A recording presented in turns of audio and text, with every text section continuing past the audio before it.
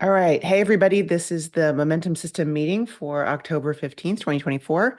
And today is an open session. So we're just going to go around initially, and I will hear from the people who are here and find out my typical two questions for an open session are tell me something good, something that's been going well in your creative life, and something that's a challenge. If you have specific questions, feel free to bring those up as well. Like if there's anything that you've been like waiting for today to ask, we can totally do that. Um, you can pre-submit questions in the feed if you want to in the group. Not necessary to do that. You can just do it here. We don't have so many people that it's not going to be manageable. So don't worry about that. But that's basically where we're going to take this. And yeah, I just want to remember the one thing I want to remember is to do a little bit of prep for let you know what to think about for next week for the implementation session for Decide. So we'll do that in a little bit. So let's just start by going around and checking in and seeing how everybody's doing. So Elizabeth, do you want to start? Sure. Um, yeah, I've gotten some, I like the idea of traction. I've gotten some traction on some of the things that I set up to do, and uh, and that's really good. And the other thing you mentioned, things that were difficult, is that what you said? Something that's good, something Well, that's a challenge. Yep. I have lots lots of challenges, and it's just I'm gaining some insight, you could say, into what it is those challenges are about and how I get stuck and overwhelmed. And one of those is realizing that I do have some um, priorities I have to take care of with my health. And Hmm. when I don't do that and I start scolding myself, then of course I'm really digging my own little evil cycle thing that starts to circle around Hmm. for me way too much. So, and then I think part of that is that I used to be a really high achiever and I was able to postpone even like bodily whatever. I could just sit and lose all sense of time. That's an advantage in some ways, but it's taken its toll on me. And so I really have to learn some new habits.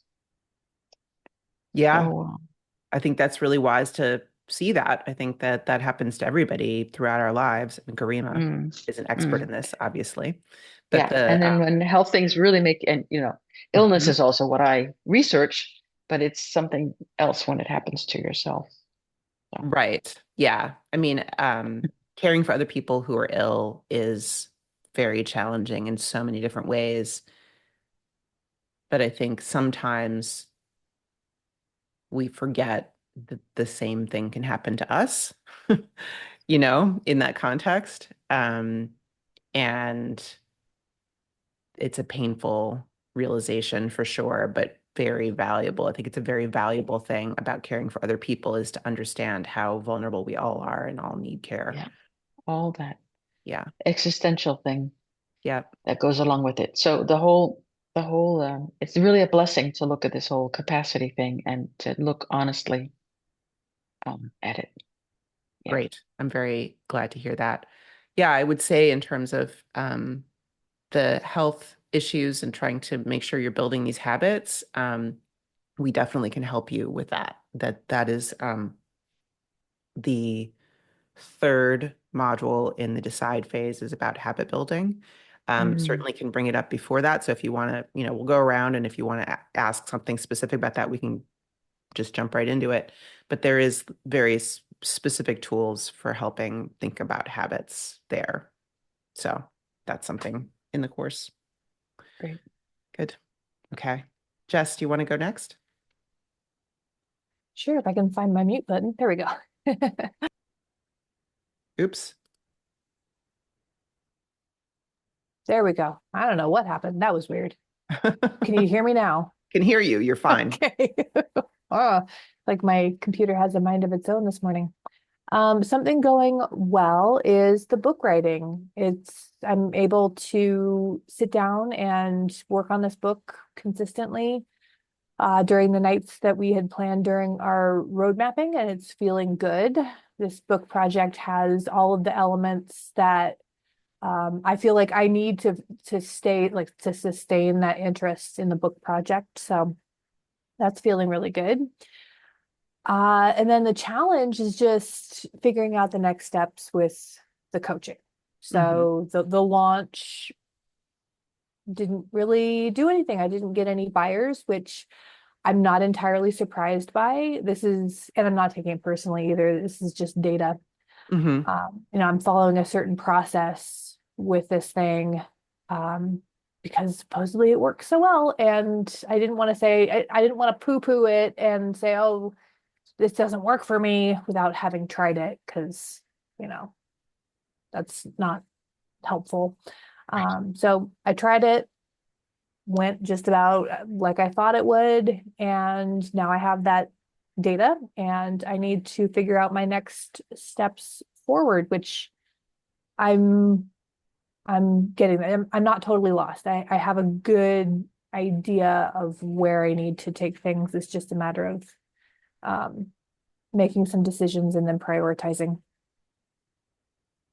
Okay. Yeah. And we can talk about that too. We can, strategize a little bit around it because it is, I mean, I think your audience is going to be challenging for this. It it's always been challenging, and I love the audience that I have had for the 11 years I have been running this company. I love them. I love working with founders and executives and owner operators, business leaders. I love working with that kind of person.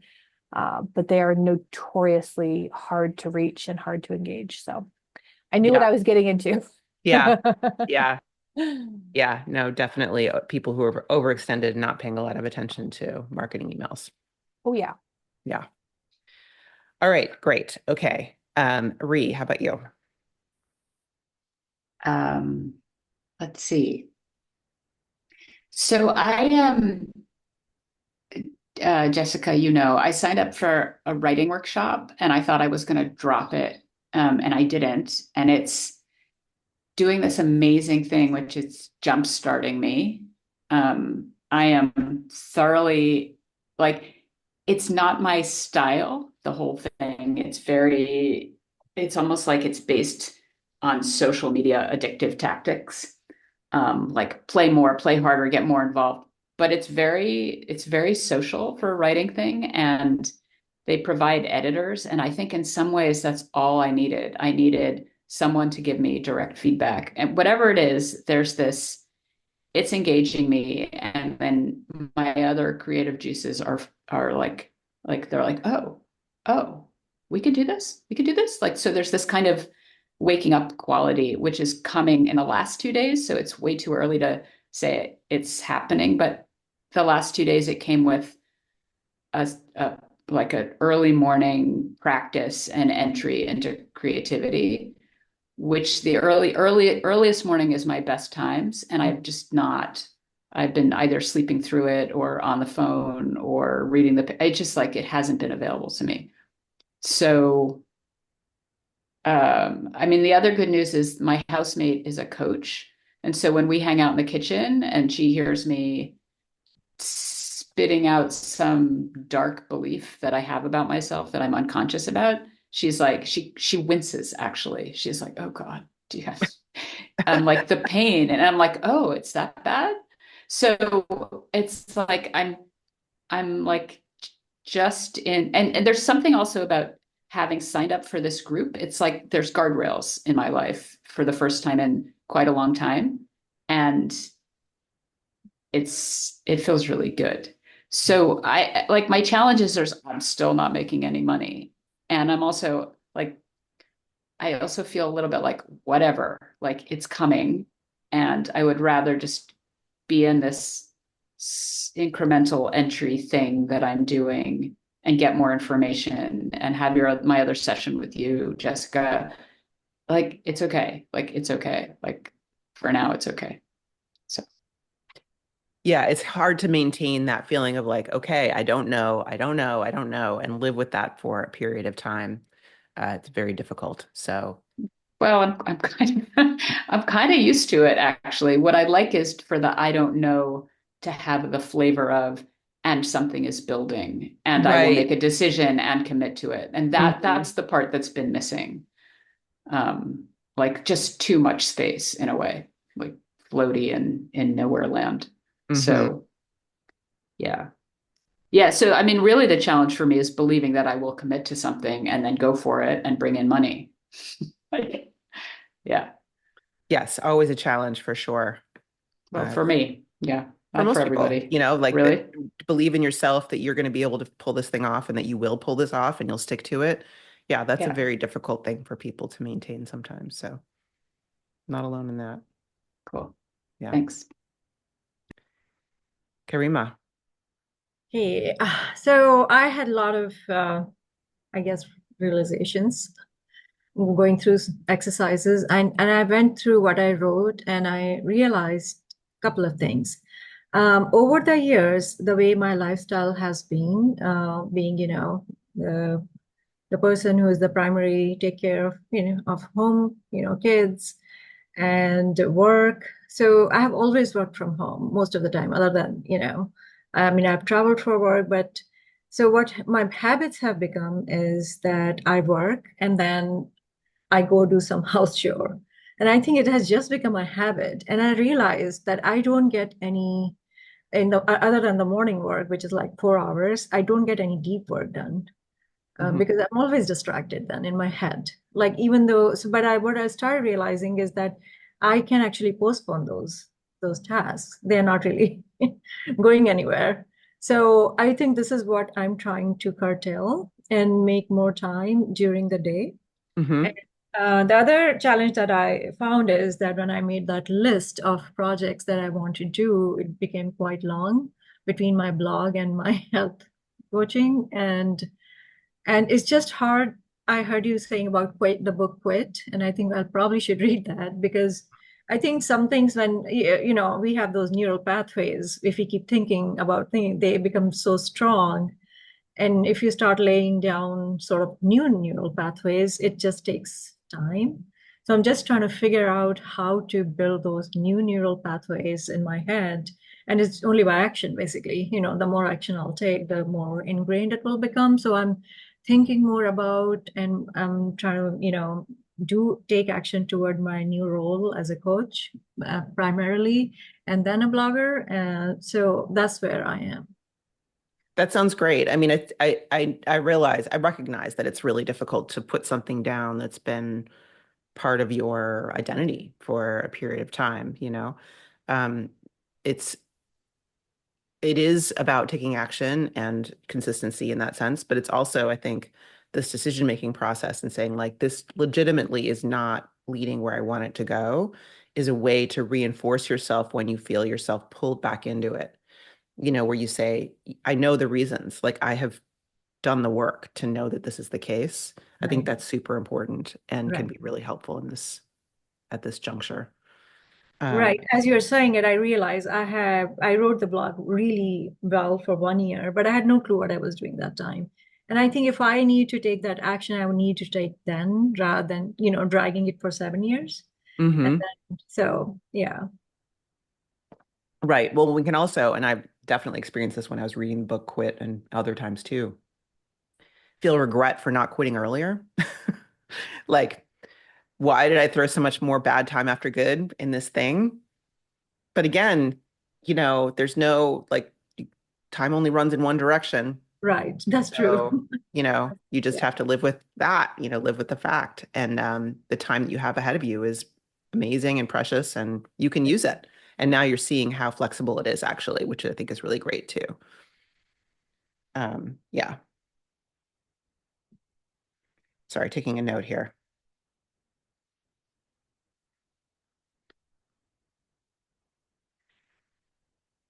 All right. Well, it's really nice to hear that everybody is starting to feel a little different and act a little different. That's really, really great. I'm really happy about that.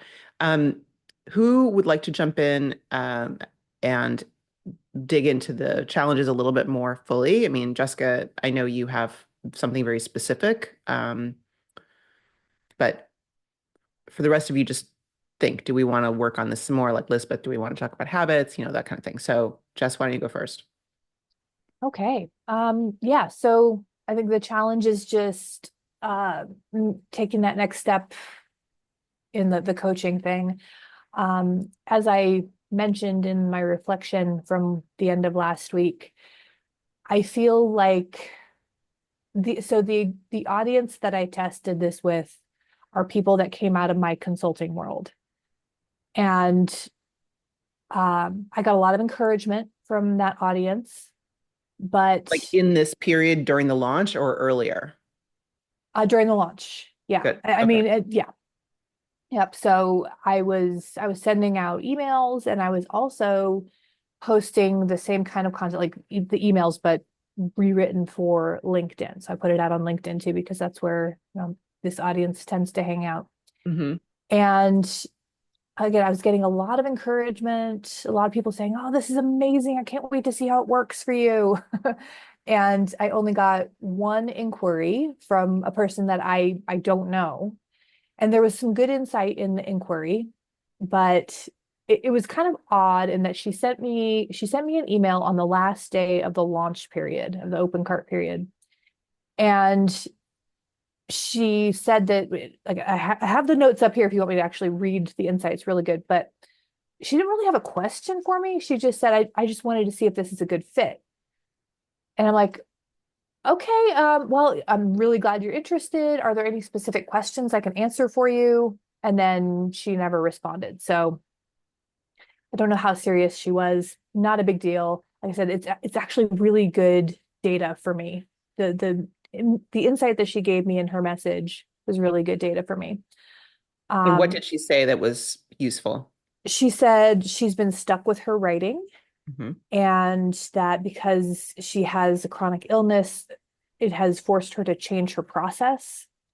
And she says, I'm needing more support despite having an advanced degree in rhetoric and professional writing. I'm trying to find my voice again and write content again. And that's the same story I keep hearing from Mm-hmm. people over and over is I'm a good writer. I'm well educated. I can do this. But I'm stuck. Mm-hmm. And And I think there's a lot of shame around that. People feeling like Mhm. I'm supposed to be able to do this. I'm supposed to be able to knock this out of the park. I mean, look at this group. Like all of you are amazing professionals and writers and whatever. And I think it takes something to say like, yeah, but I really want to do that with support. Yeah, Um, yeah. there's a big, you know, barrier there. Yeah, so it was very confirming Hmm. because this person who I don't know, I don't even know where she came from. She didn't answer my message. So um it was very confirming, very validating that she's saying the same thing that I just keep hearing over and over from the audience that I've had forever. Hmm. So what I'm feeling is I'm on the right track with what I'm doing. Hmm. I'm on the right track with my messaging, but I need fresh people in my audience. My audience is stale.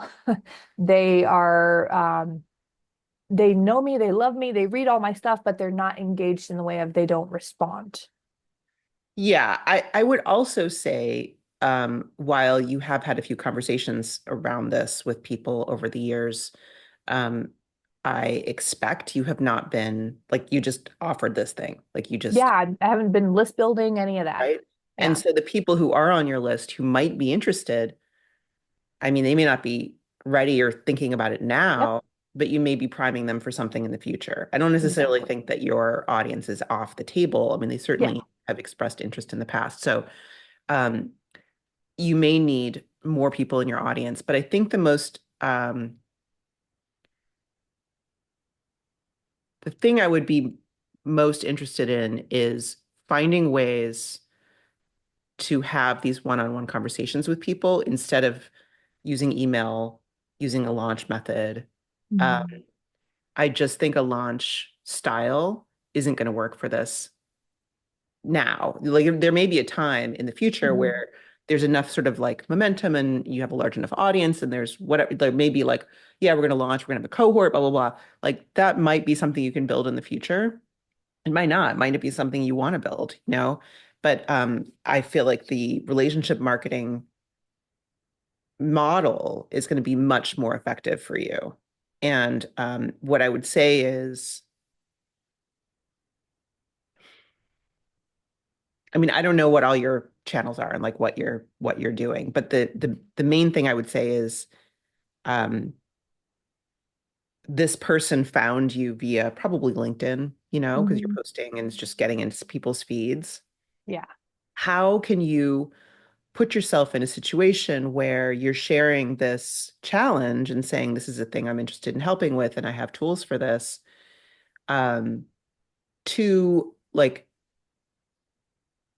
a pre-selected audience, a borrowed audience? Are there any borrowed Yeah. audiences you can get in front of?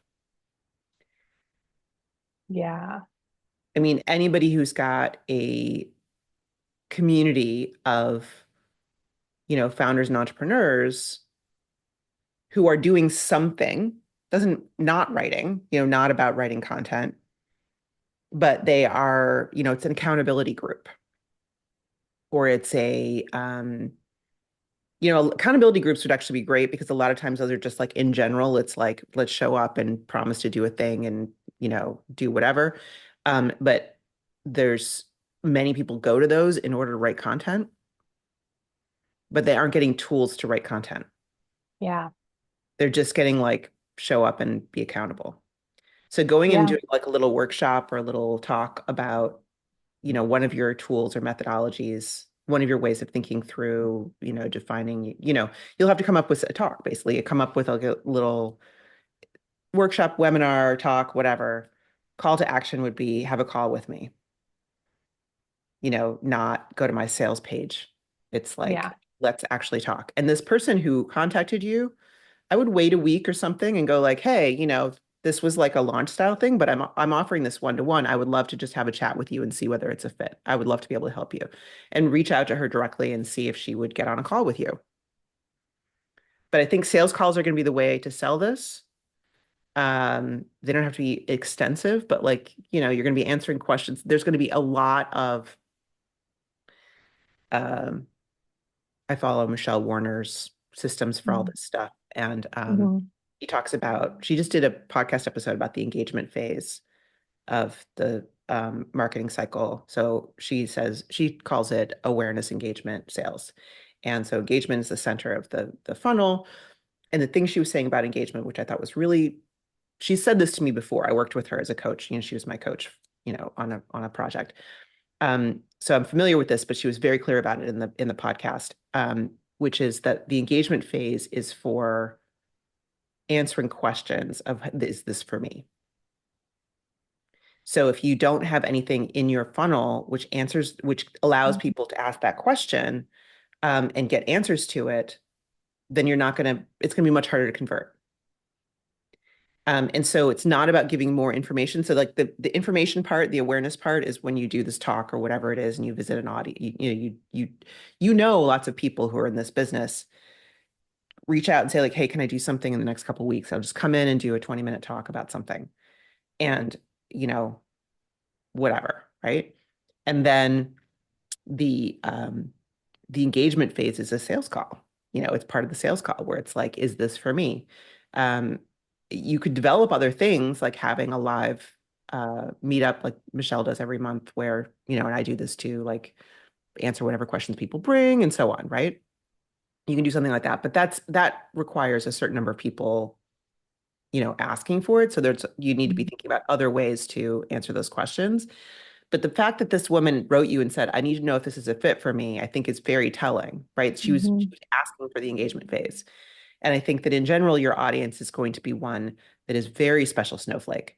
Like everyone needs to know, is this going to perfectly meet my needs because I'm so special and different? I have a degree in rhetoric. I have this and that, right? Mhm. Um, I and founded 3 companies. Yeah. exactly. You know that your methodology applies to everybody you're talking to, but they don't know that. And they need you to be answering that question for them and not just in an FAQ. Yeah, that's fair.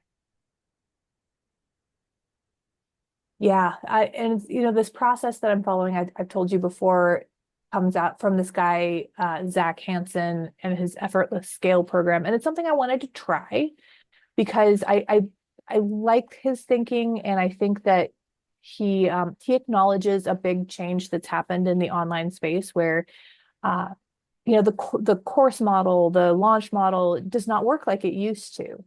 People are a lot more price sensitive. They expect different things today than they did even a year ago. And so his method kind of addresses that. And his whole thing is, make it as easy as possible for people to say yes. So he teaches ways to kind of keep the cost down, keep the price down. He likes the model of weekly payments. So the price looks a lot smaller when you're doing weekly payments. So it's a much easier yes for people. And also no sales calls. He said people are burnt out on sales calls. And so I liked that thinking, but again, I don't think this it fits your audience, though. Your audience has yeah, plenty of money. They're not worried about, if they want support for something, they will buy it, yeah. you know, and they may not want a sales call. Maybe you have maybe you have a Voxer option Mm, where like we can get on a call, or like, this is my Voxer name. Just like, if you want to hook up on Voxer, I'd be happy to answer any questions and go back and forth on your schedule. So they don't have to like carve out a time out of their schedule. Voxer could be a way to do that.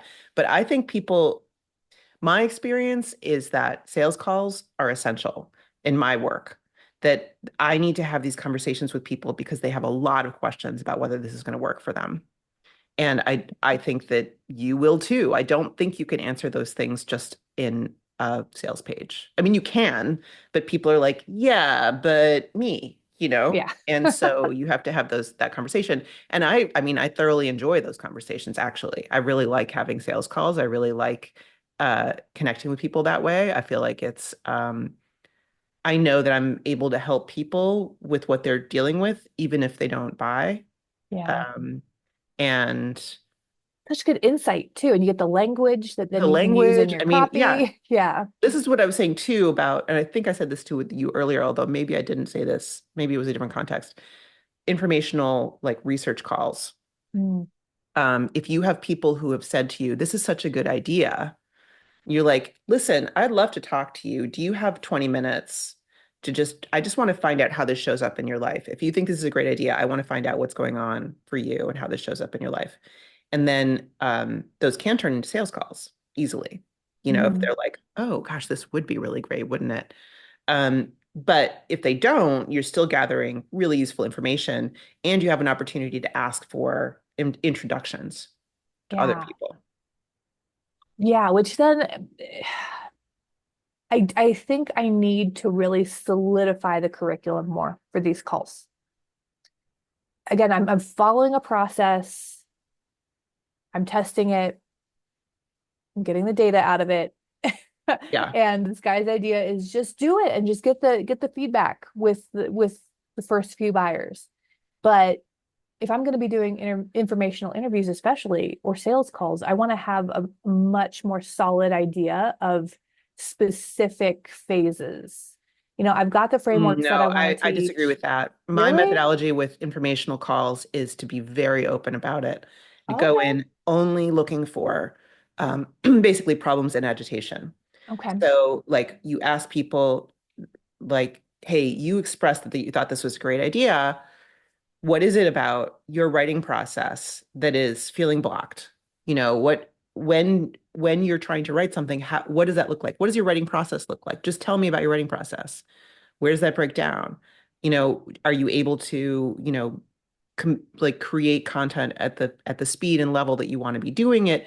Why do you think that is not happening? Tell me a story about this time when you tried to do this and this happened. Tell me a story about when you wrote some content and it was super successful. And so you're just getting those stories out, you're getting that, and getting to the emotion around it. And then that all becomes very good information for your marketing. Mm-hmm. But also you're really connecting with people about their real problems. And you don't need you are not asking them like, well, my solution is this. What do you think? No, absolutely not. It's not, how much would you pay for this? No. It's just I'm working on developing this offer, and I want to, I want to make sure it's really aligned with people's needs. And so I want to find out about your needs. Okay. Period. Okay. Yeah, Garima, yeah, unmute and join in here because this is for you too. I just had this. I actually have gone through some of these calls, and I think the best way, because it's a hard ticket item, even if you're selling a couple of $1,000s worth of program, a person needs to know what are they getting. If it was a couple of hundred, they probably would just do it without Mhm. thinking. But if it is a couple of thousand, and depending on even if they're coming from rich, I mean, I have gone through some people, and it's just not even the money. They have this mindset, are we getting the worth for our money? Even if, even if it's not that, they are not rich, but it's just that, am I getting the worth?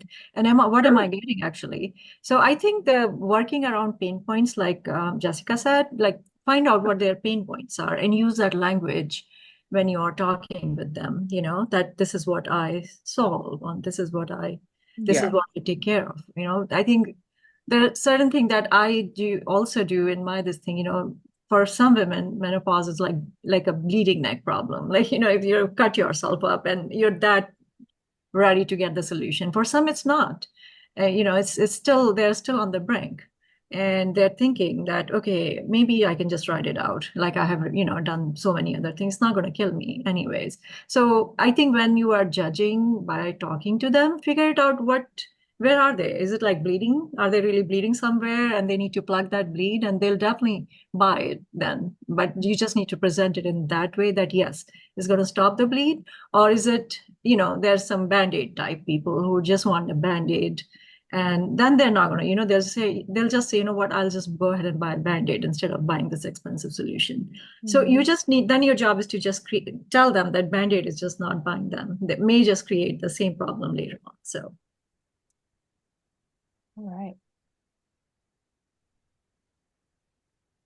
That is good insight. Yeah, definitely. And I, this is when I do business coaching, this is what we do is I have everybody do these kind of open-ended, they're not customer interviews, they are research interviews. And really, really with that open-minded, open-ended question set. And I find it's incredibly effective in getting the information in developing the messaging. You're already, you know how to develop messaging. You're Yeah, already and doing I've it. got, yeah, I've Got got all this quite a stuff. Like bit that that's I'm working fine. with. Yeah. Yeah, that's fine. But it's still like that. This is a way of figuring out like how did this land, especially if you're talking to people who got the emails, Mhm. like how did this land for you? Like what did, Yeah. yeah. And Yeah. getting the stories about it, I think would be really useful as well. Yes. But yeah, I mean, I think that it sounds like this person who you're learning from has some good ideas in terms of making this feel accessible and whatever. But I just don't necessarily feel like it's a great fit for your offer and your audience.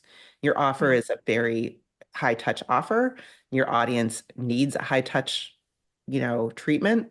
And Mhm. trying to send a bunch of emails and, have a low cost weekly payments doesn't really feel like it fits the Yeah. bill. Well, and I'll be honest, the reason that I was first attracted to his methodology was for the list building aspect of it. He's a big believer in running ads to very small priced products, five to $10 products. He calls them micro offers to just get people into your ecosystem. And I was intrigued by that because again, I've struggled with list building with this audience as long as I've worked with them. And I thought this might be an interesting way to start building the list again. And as soon as I started getting his advice, he's like, no, test the core offer first. So I got a little scrambled, to be completely honest. Yeah, I also look at those low cost offers and I wonder whether that's going to be useful to you either. Because again, like if you do these interviews, one of the questions you would want to ask is, what else have you tried, to help you with this thing? Do you like, sort of like mini courses or like, do you like something that's like an asynchronous course? Have you done any of those things? Or is it more like, have you done anything at all? Have you read books? Have you, read, like, would you read a PDF? Would you take a template and try to apply it? Like, what's a list of things that people might be doing? And like, you can develop that. I think probably, again, like, there are people who are savvy. They understand the online business world. They are not going to download a free PDF or a $5 PDF. That's They're why not going it's to use been that. so hard to build a list. This audience doesn't even want the free stuff. But what do they want? and that's really what the key and what I think what an interview would start to reveal is like what they want magic, right? They want this to happen without having to engage at all because it's just they're busy and they're overwhelmed and they don't have time and they want to just have it be fixed. But like, is there a once a month writing group live? Would, like, does that resonate for people where they pay, you know, $25 or $50 or something to come to a live session where it's like an accountability, but with writing thing? There's a prompt, there's a bot, I don't know. Like, I'm just totally spitballing, but like an idea where it's like, what would be something that feels like light enough for them to actually be able to engage with it, but also real enough, like not a PDF, not a, something like, I just think a low cost offer would just be like for this audience, like, why Yeah. would they want that? Yep. I'm feeling that. Yeah. Ah, Raised hand. Do you want to jump in? Yeah, I just like this. It's starting. So I'm in a writing program, which is a couple $1,000s to $4,500 for a 5-week intensive thing. And one of the things that drew me in, and I'm not like, there's a bunch of people in there who are like in tech, who have got jobs, they're super busy, they're kind of high up the food chain. Like most people in there are in tech or finance, and they want to make their writing more interesting. And I think for many people, the draw was not, I'm so busy, I don't have time. It was like, oh my God, these people are offering me community as I Oh. write and connection and cohort after cohort. And it's like an enforced social media model for writing. And so I'd be happy to like break down what the mechanisms Yeah, for you, like I could list that'd be them. fantastic. But I'll tell you, it is very engaging. I would love So to learn more about yeah, that if you don't mind sharing. We can certainly just yeah, chat in yeah, Kajabi. We don't have to take up any more time on this call, but I would really appreciate that. yeah. Sure, my pleasure. Yeah, great. And that's exactly what I was saying too about like groups and who are already gathered for this kind of thing. Yeah. Garima, yeah. So for my program, I did some brainstorming. Actually, Jess and I met offline on the side to figure out what to do.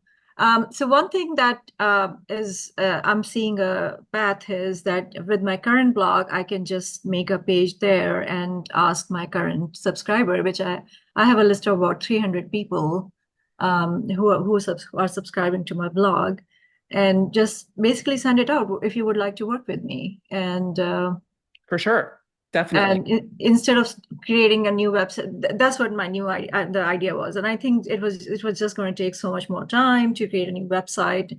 And since I already have a website which kind of weaves into health, I would just make a page there, like service page there, and say what does it actually, what you actually get. Absolutely. I totally am in favor of that. And in general, I think when you're launching a new coaching offer, keeping it as lightweight as possible until you know something about it is so important. And putting up like a Google Doc as a sales page is fine. Like you don't need to have a website at all, for sure. Right. I mean, since I already have one, and actually Jess also suggested this, keep it light. I mean, don't go heavy lifting right now because And you don't want to define it too tightly, because if you define it tightly, then that may not work, and so if you have something that's more like, I will help you with these problems and we will work towards these solutions, right. let's get on a call. Boom, done. So when you say tightly, meaning don't say menopause or just say, Oh, no, definitely say menopause. No, say what you're actually working on, but don't Right. say we're gonna work through this framework on these, okay, these got blah it. blah Yeah. blah. Right. Like keep the structure of the offer loose Right. until you can establish what's going to work. Right. Okay. Yeah. That's good. Thank you. Yeah. Lisbeth.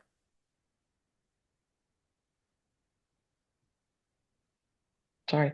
Well, I've worked with creative writing and teaching in all different areas, and I always think that there's something about that I loved about my transition into university, that there's a different ethos than when I worked in business.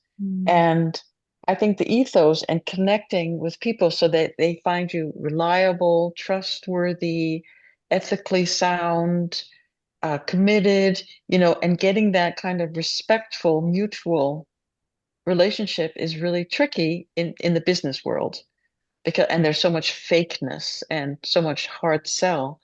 Um, so one of the things I just was inspired from listening to you that I think is really a cool way, we have it in Copenhagen. I don't know if you have it so many other places, but the libraries ask authors and people who are working on books to come, and they can either talk about their books or else they can offer workshops.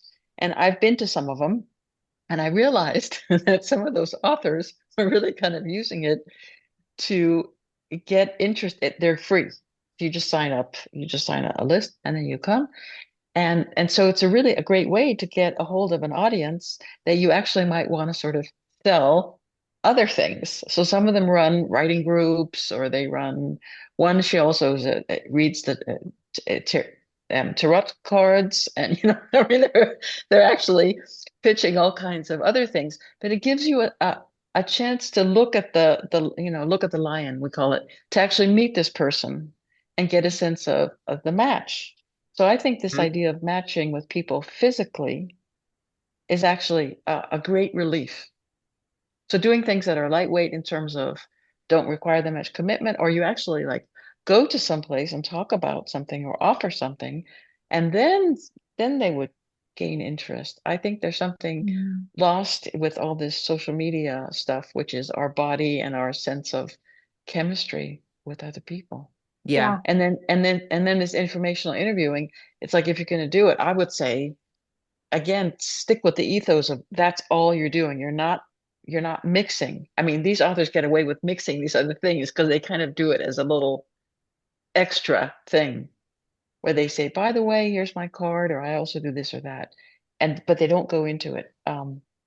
So that might be some other ways to meet some new people, because it sounds like there's a problem of, meeting, like getting new circles of people. Yeah. Yeah, for sure. Thank you. Yeah. Yeah.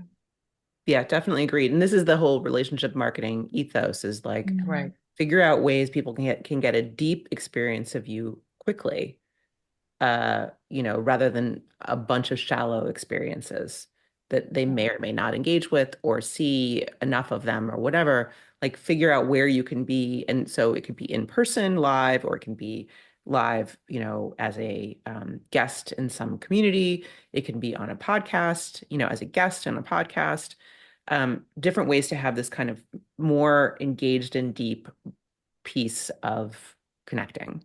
And that I think is going to be really key for, both of you, and also for Ree, probably whenever you settle on whatever you're settling on, that's going to be part of it for you as well. Um, okay, great. That was awesome. Who Okay. else would like to bring up a question today? Well, I was working on these, defining my criteria, and I'm really struggling with them. And as I said, one of the things is accepting my own capacity, and that I have these other commitments, and I like a lot of those commitments. So my main challenge is if that's, and I really need to declutter. I mean, I have this sense of just having chaos in so many areas. And it's really slow, and I don't like slowness. So my challenge is that I'm slow, but I don't like being slow. And I know you'd probably say, well, have you done your time, what do you call it? I'm tracking. Right. And I'm a little afraid of doing the time tracking because I'm afraid I'm whittling away, again, the habit thing. So I guess my question is how to like truly deeply accept what I'm doing and not calling it just lazy, or that I'm getting that I have dementia, because I really don't think I do. But accepting the pace of things and then being able to tweak. I know it sounds so ridiculous. It's It like, doesn't at all. It doesn't at because all. part of me is a very, very fast person. I like to act. I like to cross things off a list. I like bake Satisfying. that bake that bread, and let's move on, and Yeah. yeah, so it's adapting to a fast person who's needs to be slow or something like that. Well, to me, it Uh, sounds like, and I know you've told me that very specifically in recent years, you've had so many other responsibilities and commitments. And some of those are easing up a little bit, but they're not yeah, gone, right? So that's right, all right, like a big chunk of this. yeah. Um, so to answer your top level question of like, how do I accept this? It's Mhm. iterative. You accept it a little bit at a time. There's not going to be a one and done, like, cool, I'm great with this now. Like there's a lot, it's too hard. Like this is too hard. It's too hard to deal with our limitations to be able to accept Yeah, everything all at once. right. So what I'm going to encourage you to do is, first of all, with your criteria, call it done. You've done what you've done. This is also iterative. So as other things come up, as you remember things, you have a place to put them. When we go into the decide phase, always when we go through the prioritization matrix, other hidden criteria pop up that you Okay. forgot about, completely fine. So don't feel perfectionistic about the list of criteria. Just make a list, all done. Walk away from it. If you think of It's anything, add to pretty it. long. Yeah, great, fine. Okay. Um, Mm, and I'm going to ask you to prioritize them, right? You're going to have to think which yeah. are the most important criteria. And that's where you're going to start dealing with grief of like, I can't do everything. I can't have everything all at the same time. Mhm. Um, it just happens. With time tracking, I know it's scary, but not knowing what's happening does not make it not happen. So bite the bullet No. and do the time tracking because you need to know how much time you actually have available. And I'm guessing it's not a lot. I'm guessing you actually have a lot of commitments and things are, you're trying to maintain a lot of different balls in the air at the same time. And Mm, that's probably what's really going on here is that there's like all of the sort of baseline stuff you're trying to take care of for your family and people you need to take care of. And then there's all this other stuff as well that is coming in and you're saying, oh, I need to declutter and I need to do this and I need to do that. What we're going to try to do is take all of those projects and prioritize them and put them one at a time, more or less. Uh, Understanding that there's certain kinds of commitments that are not one at a time commitments. You have to do them all at the same time. But where there's choice, we're going to say like just this, just that, and pick one thing. And mm, that's what helps you go fast. If you pick one mm. thing and that's the only thing you're doing, you have to handle the feeling of not doing the other things, which is Right, painful. right. But the one thing you're doing goes much faster. It's more satisfying. You're checking things off a list. You're moving ahead with something. You get it done. Boom, on to the next thing. And it becomes a self-reinforcing and positive experience. So you do Mm, have a waiting list. You have a green room of all these things that are waiting for you. And that's fine. Like you have to be able to handle the fact that you're not doing them yet. But when you've decided for reasons that you're going to do this and not that, it's helpful to reinforce that decision and to not feel this constant self-blame for not doing mm, stuff because mm. you know why you're not doing stuff. You get it, you know? Right, right. And so while it doesn't put that completely out of the picture, that kind of feeling of like, oh, I want to be working on all these things, it helps Mm, diminish it. Because you can remind yourself, oh yeah, because of this. Oh yeah, because of this.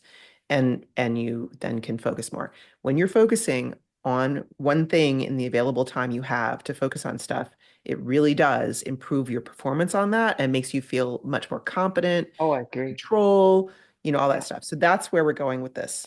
And if we don't have other questions, that's a perfect segue to talking about the decide phase stuff. Okay. Anybody else have questions to bring up before we do that? Okay. I have a story for Lisbeth that I'm going to share in a DM in Kajabi. Okay. So you can move on. Wait, what is Kajabi? That's the platform with the Oh, posts in okay. it. Okay. Yeah. Okay. So yeah, it's our platform. That's just the name of the company. So the next week we're having implementation lab on Decide. And we're going to go over the decide phase lessons. There's a lot in there. I mean, that's always the case. So we're not going to be able to go through granularly through everything. We have a reminder going out by email this afternoon. I think it's scheduled for this afternoon, where I'll give you like specific, here's what to look for kind of stuff. Big picture, what I recommend is that you make sure you listen through at least the lessons of decide. If you don't have time to do any of this stuff. Totally okay, understandable, but like listen through it so you have context. Also, the Get It Done month recording, which I just went back and looked at, as I was preparing for this, is very, like, there's a lot in there. Like, it's a good one. It's an hour long, basically, and I have the whole prioritization matrix open. I'm working with people and using their examples to fill in criteria and weights, and we talk about how this surfaces criteria. And then I give also a personal example of how I use this to figure out what HVAC system to buy for my house. So, like the process of deciding, it applies like across the board. So I'm sort of bringing this other example in to show that. So that's a very useful, it's long, put it on 2x speed or whatever and listen through it, but you have to look at it because, we're looking at the actual matrix and using it. So it's not something you can just listen to on the run. The other thing is, for Collect, I told you I recommend that you do all the lessons at, again, a very minimal level. Just spend 10 minutes. Like, Elizabeth, if you just finished with criteria, I would say with the commitments, which is basically for CFW, is just ideas for projects.